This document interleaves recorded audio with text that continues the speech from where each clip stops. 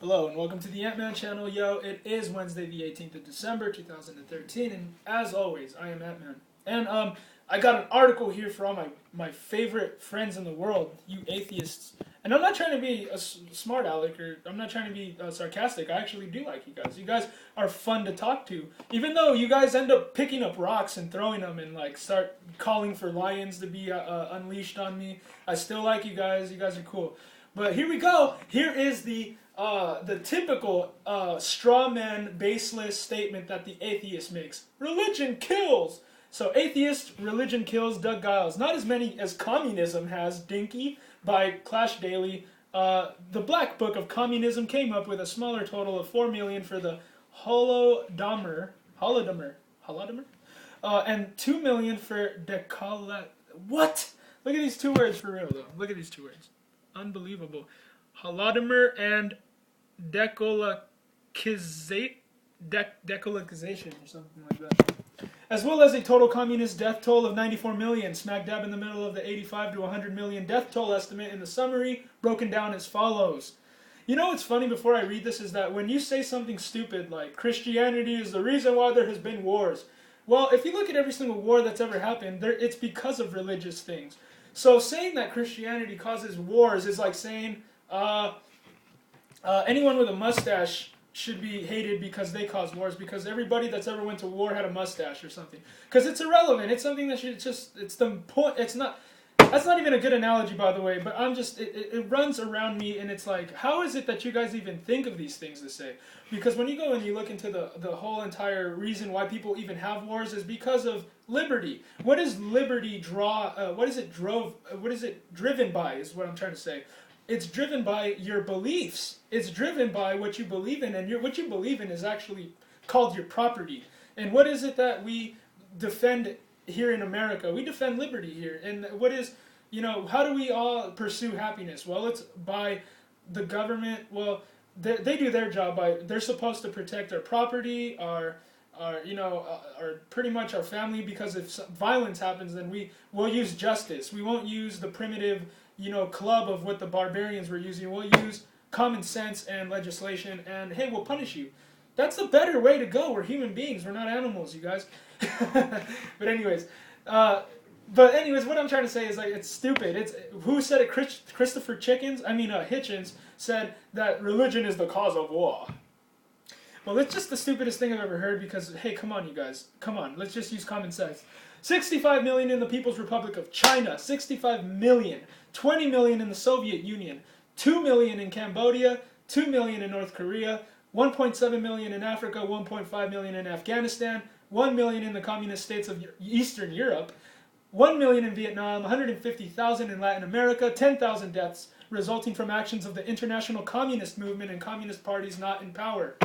Rummel, by contrast, came up with the following estimates in death by government.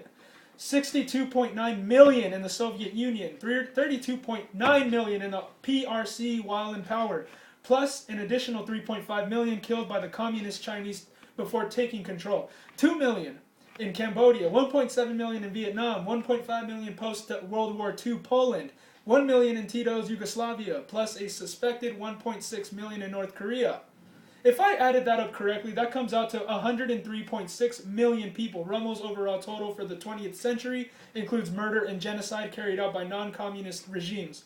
In light of more recent scholarship, Rummel has adjusted his estimate of Mao's victims upward from 38,702,000 to 76,702,000. Note, I do not own Rummel's statistics of democide, which goes into considerable statistical detail concerning how he arrived at his estimates.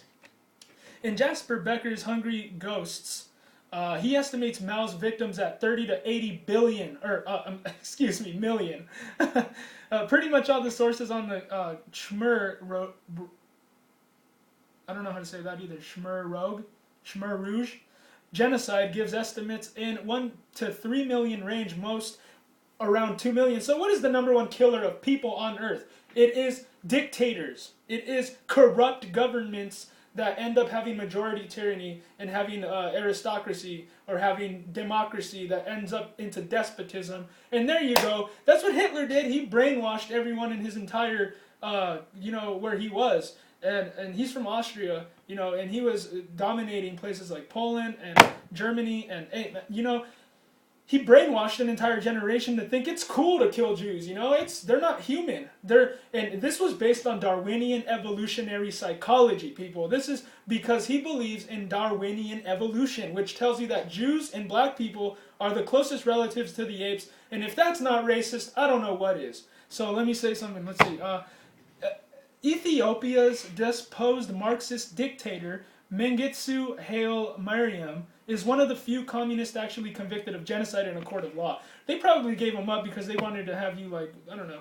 They're all kind of on the same team, by the way. They all talk to each other. They all, it's all charming when they're around each other, too. It's like, oh, that's that guy that runs Iran or something. Even though he hates Israel and stuff, hey, but he's charismatic. It's kind of like how our society is today. It doesn't matter if you're a good or bad person.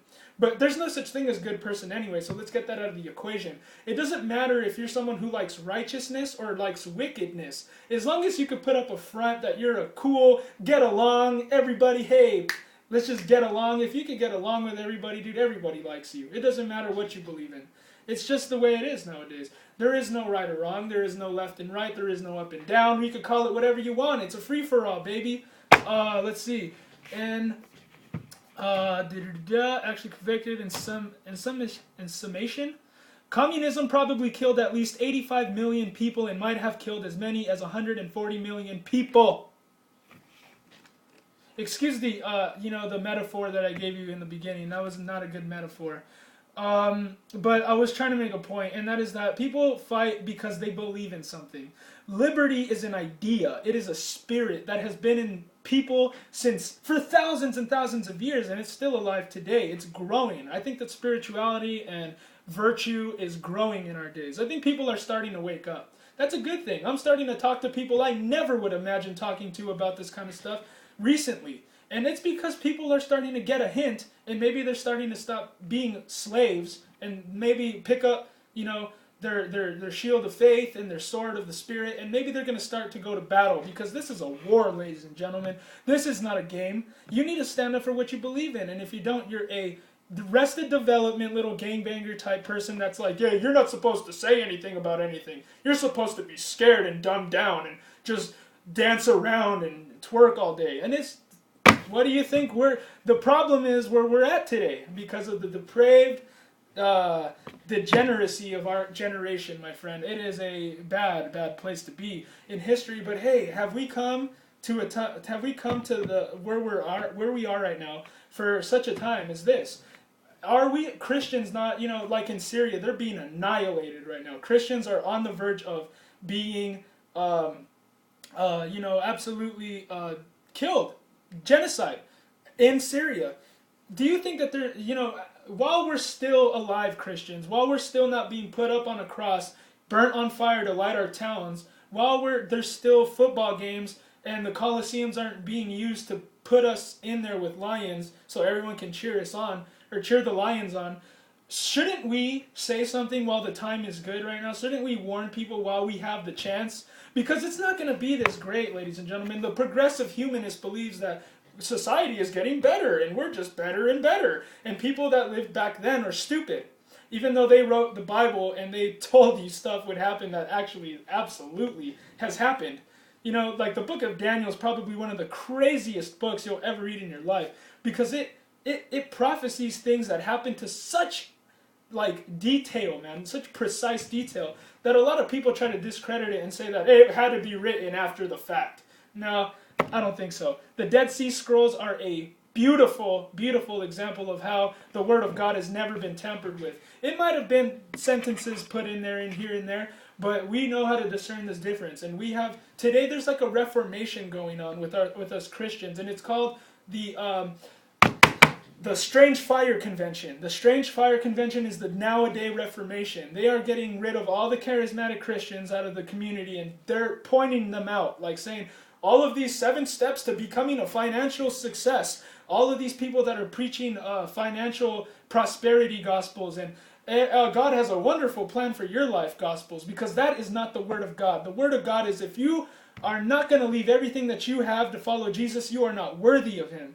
And you will not understand what that means until you absolutely give it a chance. But hey, that sounds impossible for a lot of us, but understand that whatever I am saying to you, it is the Spirit speaking through me to you. And I'm trying to do this because, hey, I believe in God. I'm going to heaven. I'm glad. I have a lot of hope and a lot of faith and all that stuff, but it's not as good as Jesus, of course. But hey, I want to tell you this out of love and out of compassion for my fellow human beings, that you guys are made in the image of God. And you guys have the creative ability. You guys have intellectual ability. You guys have the ability to love. You guys have the ability to be powerful, man. And you're not going to be powerful unless you start reading, and then if you start researching stuff, and if you start learning how to use your talents and abilities to honor God and not serve Baal, which means like money pretty much.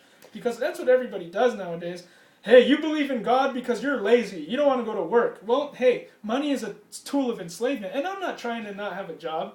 A lot of people, they try to use that on me. Like, hey, you're into all of this conspiracy stuff because you're lazy. Well, you know what, when Moses went back to Pharaoh because God sent him to go tell him, let my people go, and let us go. Well, before he said that, the first time he said, hey, let us just go a 3 days journey into the wilderness and let us sacrifice to God, and let us just do our sacrifices to God. And Pharaoh was like, why are they asking me to do this? They're lazy. They're saying they want to go sacrifice to their gods because they're lazy. Well, that is the typical humanist of today that's a slave to money. He's going to tell you, you're masking the honoring God thing with being lazy and it's stupid. It really is a bad presupposition because it doesn't hold any water, in my opinion. Atheists, you don't want to accept the truth because it's not convenient to your lifestyle. If it were telling you, oh, you're a good boy, and you do everything right, and everybody's unfair to you, and everything's about you, and all the focus is on how you deserve things, and how you, how your happiness, and only that. It's selfish. It's selfish, and it makes the Word of God very, very, very, very evident to me that us and our human state of nature are very bad. And if you guys want to have hope and want to live without guilt, shame, and condemnation, it's good to believe in Jesus. It's good to leave it all at His feet. It's good to ask Him to come into your life and to show you how good He is, man. I mean, I could go on. I could preach a sermon right now. Jehovah Rohi is my shepherd, my friend. He is the Lord, my shepherd. Jesus Christ is like a title. Jesus meaning Jehovah is salvation, and Christ is a title which means Messiah, or in the Hebrew, how do you say it? Mashiach? Something like that. But His real name is Yeshua, and that there is power in the Hebrew language. I believe that when God spoke the universe into existence, time, space, and space and matter, in the beginning, God created the heavens and the earth. You have time, space, and matter. And then I can go into a whole different thing about how there's a trinity in each one of that, and how there's a trinity in each one of those things that make up that trinity. Like time, past, present, and future. Space, height, width, and depth. Matter, solid, liquid, and gas. This isn't a coincidence. I don't believe in coincidences anymore, my friend. You will believe... if you do some research, you will see that truth is stranger than any stupid book that anybody's ever written. It's really amazing. But anyways, you guys, I encourage you guys to do your own research and not leave it to the experts like the progressive humanists say. Leave it to the experts. Yeah, well, that's the stuff of beautiful scientific dictatorships, my friend. That is just letting the enemy get a hold of you. But anyways, God bless you. I love you. Thank you for being here with me, and I hope you guys have an awesome Wednesday.